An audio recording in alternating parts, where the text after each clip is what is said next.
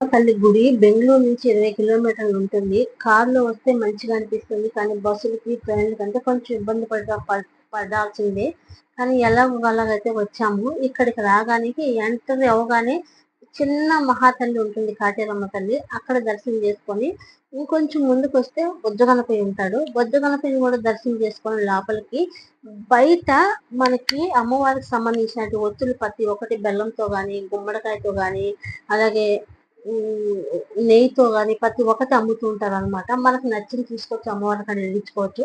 నేను మా ఫ్రెండ్ అయితే బెల్లం దీపాలు తెచ్చి అమ్మవారి కాడ మంచిగా వెలిగించాము. మనకి ఏదైనా మొక్కుకోవాలి, మనం 9 వారాలు వచ్చి తిరగాలి అనుకున్న వాళ్ళు 100 నుంచి 1000 వరకు టోకన్లు ఇస్తున్నారు అనమాట. అవి తీసుకొని టోకన్లు మనకు నచ్చిన టోకన్లు తీసుకొని అమ్మవారి కాడికి వెళ్తే ఆడొక వాళ్ళు అమ్మవారి కాడ పెట్టి పూజ చేసి మనకి ఎర్రగుడ్డలో టెంకాయ ఒకటి కట్టిస్తున్నారు.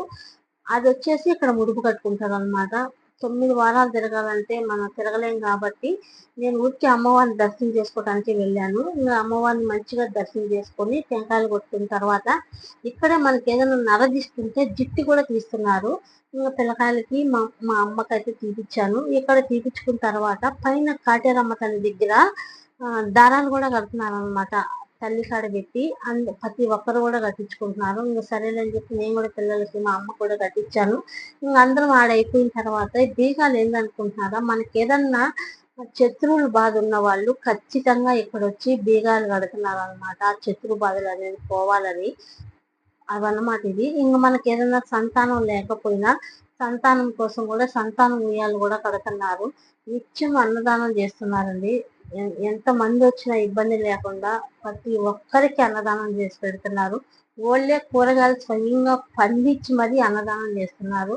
మనకి నచ్చినంత మనం కూడా డబ్బులు ఇవ్వచ్చు. నేను కూడా అయితే మనకు నచ్చినంత నేను కూడా ఇచ్చొచ్చాను. పోతే ఇలా కాటేరమ్మ తల్లి కాడ మొక్కున్న వాళ్ళు ఇక్కడ ముడుపులు కట్టుకొని ఆ చెట్టు చుట్టాలను తిరుగుతున్నారు అనమాట. 300 సంవత్సరాల గల చరిత్ర గల చెట్టు ఇది. ఇక్కడే అమ్మవారు స్వయంగా వెలిసిందని నమ్ముతున్నారు కాబట్టి ఇంత మంచిగా జనాలు వస్తున్నారు. ఇంత మంచిగా అమ్మవారి తల్లి ఆ తల్లి దీవెనలు అందరికీ కూడా ఉంటున్నాయి కాబట్టి ఇంత మంచిగా వచ్చి ముడుపులు కట్టుకుంటున్నారు. నాకైతే చాలా మంచిగా అనిపించింది. ఇంకా బయట ఇక్కడ అన్ని గుడి అయిపోయిన తర్వాత ఇక్కడ బయట తిరుక్కున్నాక ఇక్కడ అమ్మవారిని పండబెట్టుకుంటారు. అసలు ఎంత పెద్ద అమ్మవారు అంటే అంత పెద్ద మహాతల్లి. చూస్తుంటే చాలా మంచిగా అనిపించింది ఆ తల్లిని.